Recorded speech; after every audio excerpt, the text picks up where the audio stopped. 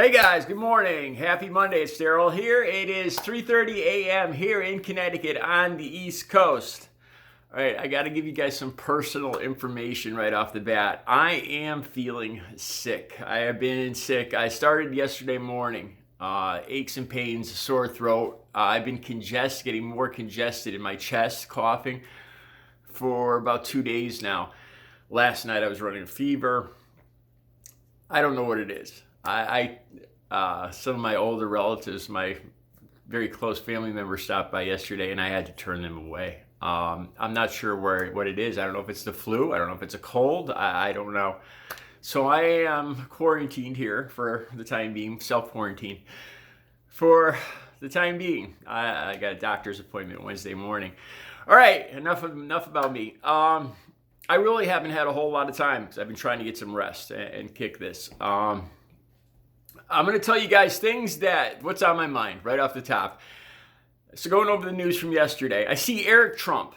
Eric Trump just flat out lying, saying I don't know what show he was on yesterday. It was one of the Sunday shows, and he talked about how his father has lost fortunes being the president, and every day he gets punched in the face, and he goes back out there for you Americans to help you guys. Come on. If you look at the financial reports, his sister Ivanka has made I think in the area of $400 million since 2016. This is bold, but the biggest, most outrageous thing. Eric Trump says that his father has been working since January, has been working on a vaccine, and he is now he got infected with the COVID-19 virus on purpose to test this vaccine, and he now has a vaccine for the American people that works. This was flagged on Twitter, the president, and then, okay, so enough about Eric. Now we go over to the president. The GOP cut up an interview with Dr. Fauci from March. Dr. Fauci saying that this is in March. This is only 2 months into the virus when he was an active part of Trump's team. And they used a clip from that. The Trump campaign used a clip and made it sound like Dr. Fauci was saying, nobody has done more than Donald Trump for the COVID-19 virus. I can't imagine anybody doing more. And Dr. Fauci is ticked off, to say the least, this morning. Dr. Fauci has come out and said, I have never endorsed any political candidate, and he's angry. He says they used this quote without my permission, out of context, that he was talking, this was back in March, when he was talking about his initial team trying to do everything they can. His team of scientists and doctors working under the Trump administration. It's not speaking right to Donald Trump the way they make it look. Again, Dr. Fauci is not happy with this. Okay, let's get on to Donald Trump. Talking about how he's immune. He's immune and it's a blessing, and he's got back-to-back. He's got rallies all this week. And wow, again, I don't look, you guys, I don't pat myself on the back often. I don't take compliments well or anything, but wow, I think I did call this one, man. His drug of choice is the adulation. He's really jonesing for it right now with these rallies. He really believes these rallies. I don't know if he really believes these rallies are helping him to win the presidency. I think it's more about him and feeding his ego. That's what it's about. All right, enough about the political stuff. Like I've told you guys before, I don't really like sitting here and talking like I'm reporting stuff. This is just stuff that has ticked me off in the last day. All right, I want to talk about my town and all the hundreds and thousands of towns throughout America that are just like mine, and the Trump supporter signs I see around town. There's more Trump supporter signs than Biden signs, but that doesn't necessarily tell me much. for the group of people that call themselves the silent, what do they call themselves? The silent majority. They're not very silent. I think more Trump supporters just put these signs out there to fight the deep state and Q and all this other ridiculous stuff. Speaking of Q, there was more of that stuff on the overnight news. It is a ridiculous theory. Ridiculous. All right, enough about that. But this kind of connects to what I'm going to say next. So towns like mine all around this country. And I look at the people, my neighbors, that have these signs right now. And I'll be honest with you guys, I'm glad they have these signs. Because I no longer consider these people my friends, my neighbors. I don't even consider them fellow Americans. They are non-existent entities to me at this point. If they, back in 2016, 2017, 2018, even last year, up until last year, I still would just say it's a difference of politics. But now it goes well beyond that with this virus and this whole Q nonsense and all this stuff. The people right now that are still supporting Donald Trump do not get any excuses from me at all.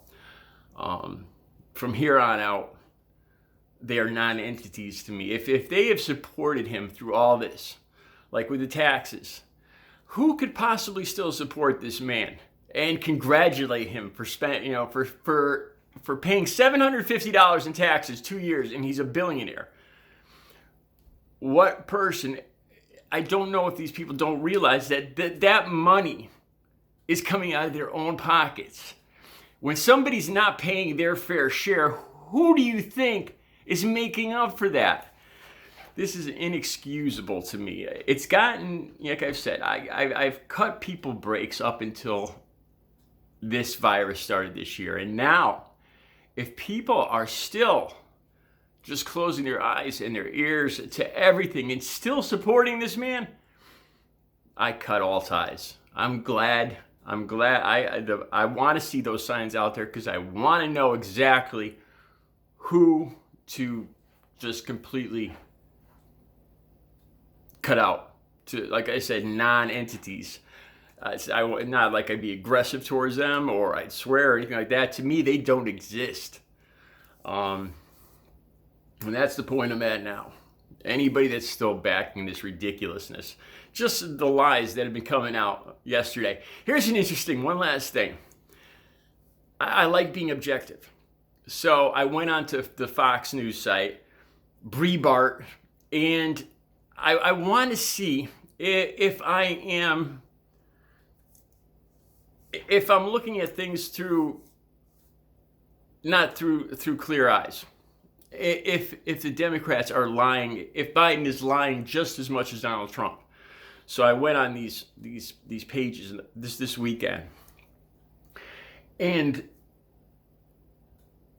they claim that the Democrats are lying, but like there's the claims that Biden wants to raise taxes on 82% of Americans.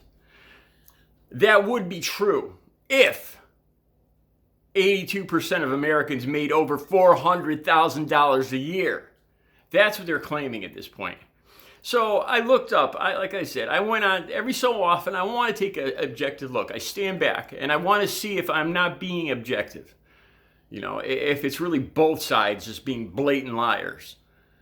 And it's really not the case. I mean, there's occasional exaggerations from the Democratic side. But there is just flat out ridiculous lying. Like Trump is immune, where he gets flagged on Twitter immediately for putting out dangerous information. And Eric saying that his father now has a vaccine. Just the people that are believing it at this point are they're not American. They're not patriots. They're not anybody I want to know or associate with. And one more last thing. With Trump continually pushing paramilitary groups, lately he's been saying police, to watch the polls, to watch for the Democrats stealing and thieving and robbing or whatever. This is just eroding our democracy right now. And like I said, the people, I don't know what's going to happen on election day. I honestly believe that there's going to be armed men showing up at a lot of polling places across this country. And, I know people in my family probably will turn around and go back home. Older people in my family do not want to deal with anybody with an AR-15 strapped. Even if they're voting for Trump, they'll turn around and go home. Anybody that's still supporting Donald Trump or this disassembling of our democracy. And then yesterday too, Trump said that COVID's just going to go away. I'm sick today. The numbers in Connecticut have been going up. Numbers in New York, Rhode Island, Massachusetts. New cases are averaging about 50,000 new cases in America each day. We're averaging around 800 deaths a day. That's 7 times 7. That's almost 5,000 deaths a week. 5,000 new dead Americans every week. And this isn't going away. If you look at sites like World Meters, you'll see that the deaths and the infection rates are both going up. I've left a link to World Meters many times out here. All right, I gotta go. So I'm sorry if I rambled around a little bit on this video. Like I said, I didn't really have time to prepare, and I'm gonna go get some rest, and I'll be back. Hopefully I'll be back later with another video. Hopefully I'll be feeling better. All right, you guys have a good Monday.